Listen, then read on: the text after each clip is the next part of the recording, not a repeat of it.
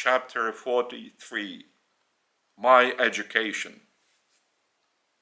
I had finished the synagogue school more than 1 year early and had become a son of law of Israel.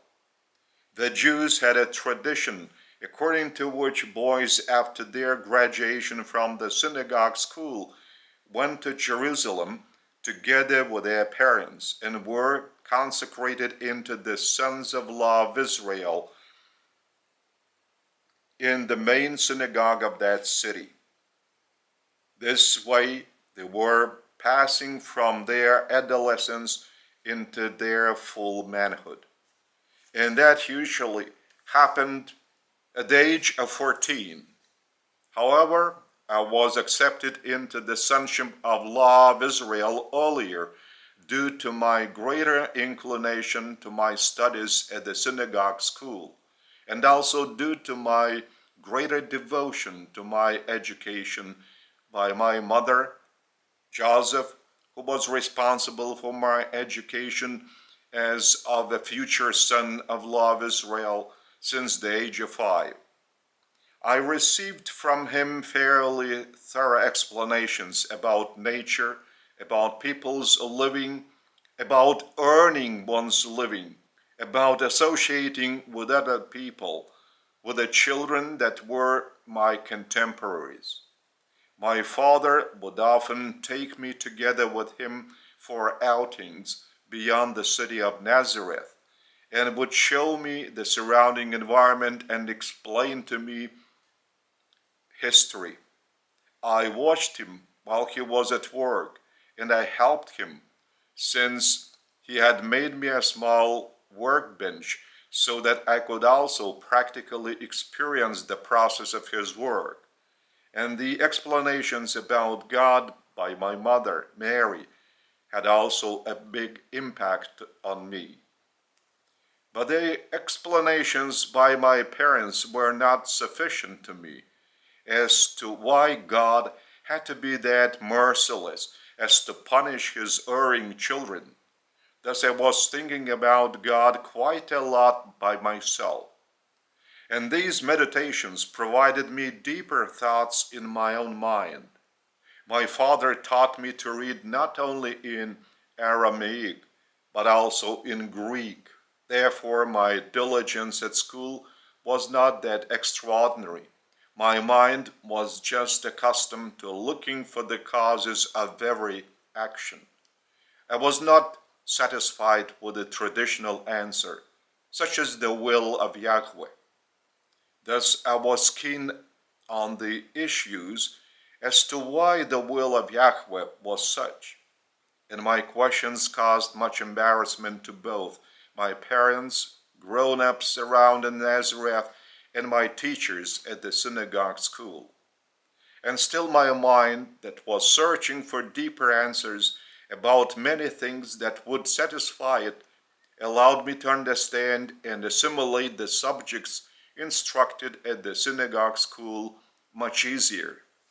Therefore, I finished the synagogue school even before reaching the age of 13, and I became the son of law of Israel when I was taken by my father to Jerusalem for the first time.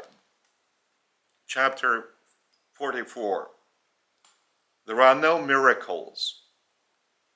All these teachings of mine are devoted to you so that you would realize, at least to a certain extent, that I, even though being the creator and ruler of the universe, together with my partner, Mother Spirit of the universe, while incarnated in the human flesh, I was growing up as a human in an ordinary and average family that had been carefully selected out of the multitude of other families. Eventually, out of the final 3 families, the choice of the young family of Joseph and Mary was personally made by Gabriel. During his appearance to Mary, he made his first open announcement about the coming of a greater light on this world. However, everything and always during various periods of my life transpired in a natural way. Even the fact that my life was accompanied by the episodes called by you as a miraculous healings or any other supernatural things were nothing else but a natural process in the developments, shortening the element of time, which is inherent to you. It is merely due to the fact that you are not aware of the causes of these actions or of the very process of the actions, even though you see the ultimate effect of that action process occurring within a moment. You call it a miracle. There are no miracles throughout the creation, and there cannot be any. There is just your ignorance as to how these things can happen.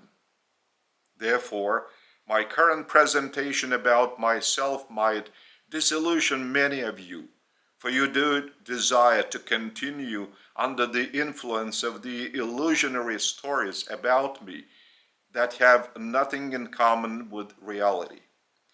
To live on without thinking about anything deeper, for it has been written that way in the so-called Holy Scripture, and that it must be this way only and no other way, and it must be as much as it has been written there.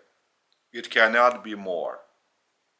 To follow your distorted common sense, I should have never been a little child. I should have never associated with the friends of my age. I should have never deserved greater wisdom and knowledge from my association with my parents, my friends, with my teachers, for your New Testament does not write anything about it, and it is not allowed to add a word to it.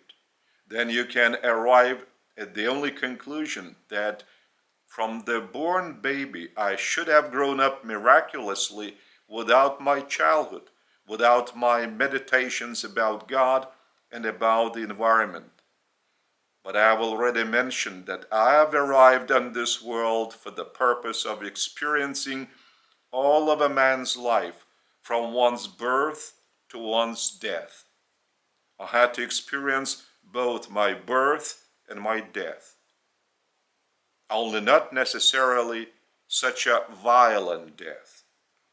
I have a power to lay down my life and bring it back again, and this power has been granted to me by the Father of all. Therefore, had I chosen a human experience on some other world of my universe, with a much higher level of civilization and spiritual development than yours, I would have experienced my death, the death of the material body, by merely passing through such a transformation when from my material human vehicle I get back again to my ordinary spiritual form that I am in at the moment while transmitting these teachings to you.